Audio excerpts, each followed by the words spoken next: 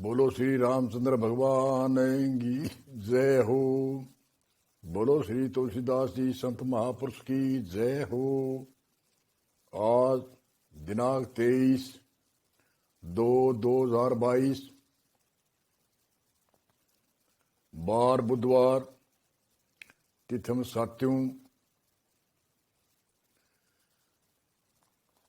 रामचरितमानस की शुरुआत है। आयोजन है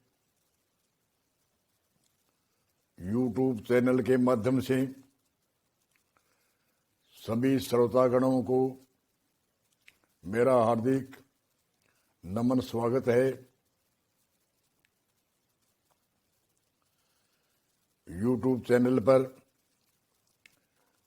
रामायण कथा का, रामचरितमानस का मेरी तुच्छ बुद्धि के अनुसार है, फिर भी मैं संतां की प्रेरणा से, नित्य अवतार सतगुरु भगवान की प्रेरणा से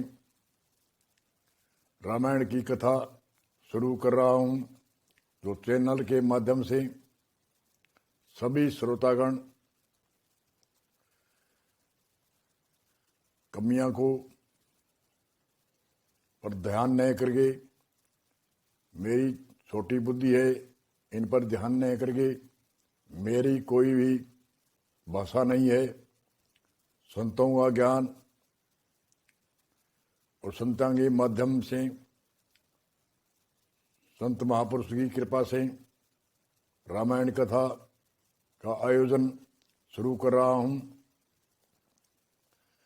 तो श्री रामचंद्र चरितमानस, श्री रामचरितमानस का सार अर्थ तुलसीदास जी त्रेता युग में पुरुषोत्तम रामचंद्र भगवान अयोध्या में अवतरण हुए।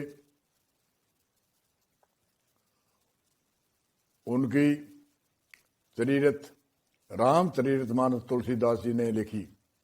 और तुलसीदास जी प्रथम कथा लिखते समय सरस्वती जी और गणेश को कोटिन कोट प्रणाम वंदना करता हूं। तुलसीदास जी लिखते हैं, नमन करते हैं कि सरस्वती और गणेश को मैं वंदना कोटिन कोट प्रणाम करता हूं, और श्रद्धा रूपी पार्वती और विश्वास रूपी शंकर को मैं कोटिन कोट प्रणाम वंदना करता हूं। कैलाश जी पर रहने वाले शिव जी नहीं, शिव जी है, वो तो है,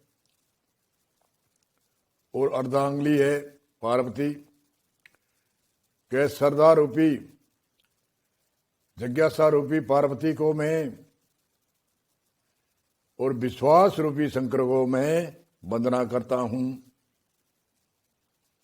वाल्मीकि जी को भी मैं कोटिन कोट प्रणाम करता हूं। हनुमान जी को मैं बार बार कोटिन कोट प्रणाम करता हूं, वंदना करता हूं। और संवत 1631 को कथा आरंभ करता हूं। चैत मास नम्यू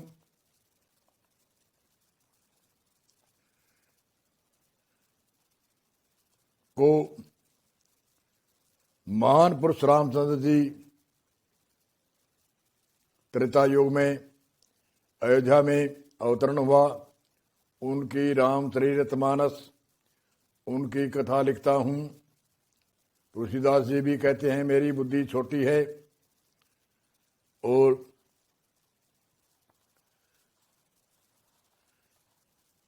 मैं कथा लिखनी आरंभ करता हूं। वंदे वो गुरु पदे प्रागे सुरुषि शुभा अनुराग, श्रीपदे नखे मनी मति गण ज्योति, सुमरत सिधिरे दृष्टि रे यहाँ होती। साधु साधु रे शरीर ते स्वभावे कपासु। साधु शरीर ते सुबह से कपासु। बिरने बिरदे मूल यश फल सासु। के साधु है जगह कपास के समान है। कपास जिया कपास को उदाहरण दिए है तुलसीदास जी। साधु को स्वभाव और कपास को स्वभाव। साधु को स्वभाव कपास के स्वभाव क्यों घटे। कपास बड़ी भयंकर गर्मी में बैसाख में बोई जाए और चौमासे में बरसात अनेक तरह का घमस गर्मी का सहन कर गई और आगे सर्दी में चुनाई हुए और सर्दी में चुनाई हो गई। सपेलर में जावे तो बड़ी पिंचीज गई और दोनों सपेलर लोग आ मगर बीच में पिंचीज गई। मैं कष्ट सहन कर गई सपेलरा को।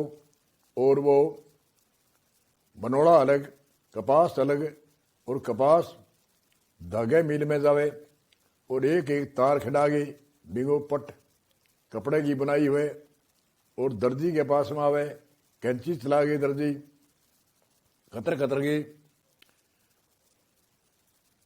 कैंची दर्जी को दुख सहन करे और दर्जी में सुई चबो चबो गई बिगो वस्त्र पहनने के लायक बनावे और दूसरा के हित के लिए कपास की तो कष्ट झेले। इन त्रिया साधु संत महात्मा बहुत कष्ट झेले।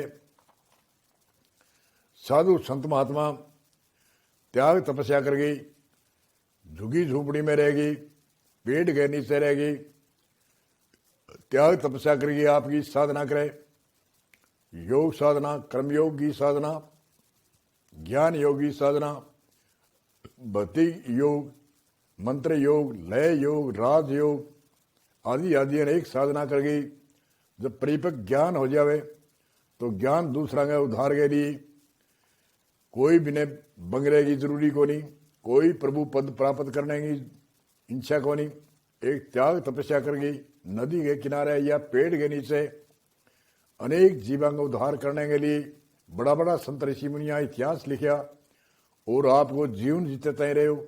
इतने जिज्ञासु जना ने आस्था जना ने भगत जना ने उपदेश दे देगी भव सागर से पार करो लुखी सुखी खा गई कोई माल मर्यादा को नहीं कोई बंगले महल की जरूरी को नहीं कोई ऐसी रूम की कोई सर्दी गर्मी सहन कर गई खड़ाऊ में रह गई वस्त्रहीन या लंगोटी लंगोटी में रह गई। त्याग तपस्या करके साधु के कपास की भांति को उदाहरण दियो तुलसीदास जी तो बहुत ही महत्वकारी है। बोलो तुलसीदास जी भगवान की जय हो।